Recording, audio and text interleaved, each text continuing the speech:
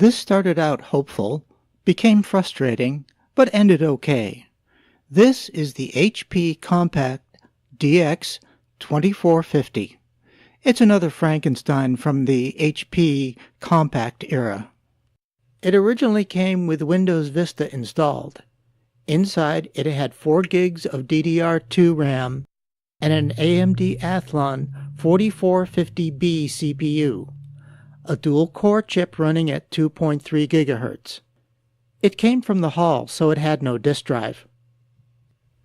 I thought that it might be a newer and better system than the rest of the Hall since it came with Windows Vista instead of XP. Boy, was I wrong. Checking the HP website, it did come with Windows XP or Vista, but only 32-bit Vista, which is a little odd for a system with 4 gigs of memory and a dual-core processor. It was also available in a quad-core AMD CPU. However, when I looked inside the case, the motherboard was an M2N68-LA. Looking over the web forums, there was some debate over what the motherboard can actually handle. And there seems to be different types of this style of motherboard, codenamed Nara. I've seen references to different types from Nara 3 to Nara 6. The ASUS and HP sites show different boards with different specs.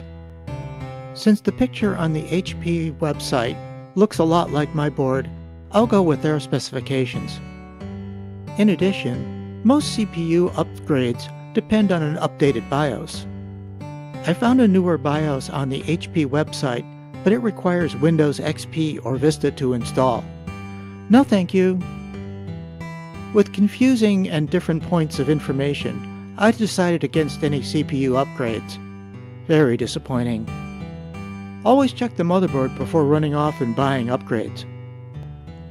Since it was a dual-core system, I decided to try installing 64-bit Xubuntu, and it crashed during the install. I succeeded with Linux Mint, but only after the second try. I installed the low-power NVIDIA 220 card. It's a low-end card with 48 CUDA cores. It beats the built-in display system with no CUDA cores. Oddly, it wouldn't install the NVIDIA driver, which I know it can handle. The Nouveau drivers have gotten pretty good, but they don't have the horsepower of the proprietary NVIDIA drivers. I popped in a PCI audio board and a Sonic card, which I got ages ago. It made for a decent MIDI and audio machine.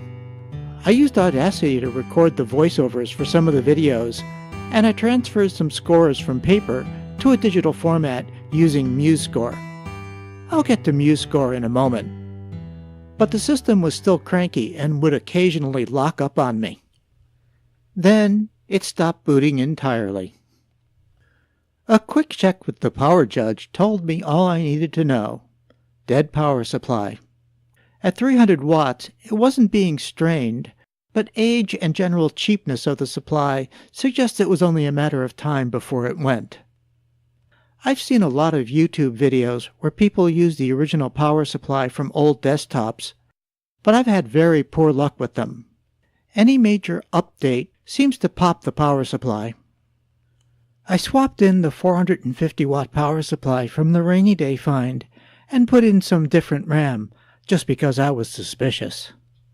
I installed the recently repaired NVIDIA GT240 just to test it, and threw in a different drive with Xubuntu already installed. And now, it seems to be fine. The failing power supply was probably the root cause of all the problems, but there might have been some other issues with the RAM. I'd like to take a moment to explain my audio setup. Although the built-in audio on the motherboards has gotten much better over the years, with the older motherboards, using a separate audio card results in much better sound. I've set up the system to record to the PCI card and play back from the motherboard audio. This allows me to use the front jack for the headphones and puts less strain on the PCI card. I mentioned MuseScore earlier. It's a music notation program that takes this and using a mouse and computer keyboard, or a MIDI keyboard, and turns it into this.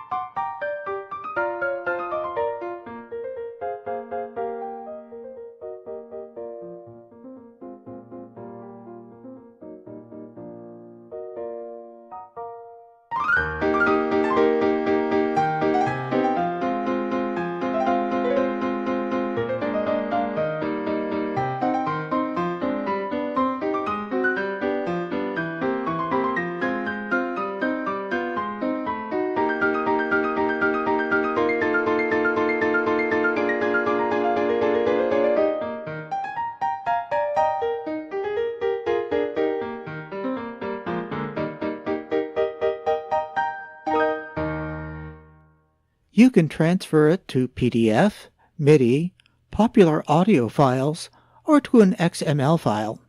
If you have serious notation chops, it's very handy for transcribing and printing music notation. The sequencer isn't bad either. And it's free and being fiercely developed. The books I'm transcribing, very slowly, are just over 100 years old and are getting fragile. Hopefully, I'll be able to transcribe all the printed music into a digital format so they won't be lost to history. So with a power supply transplant, an old sound card, and a cheap NVIDIA card, this disappointment is now my backup music machine. Thanks for watching, and remember, stay curious.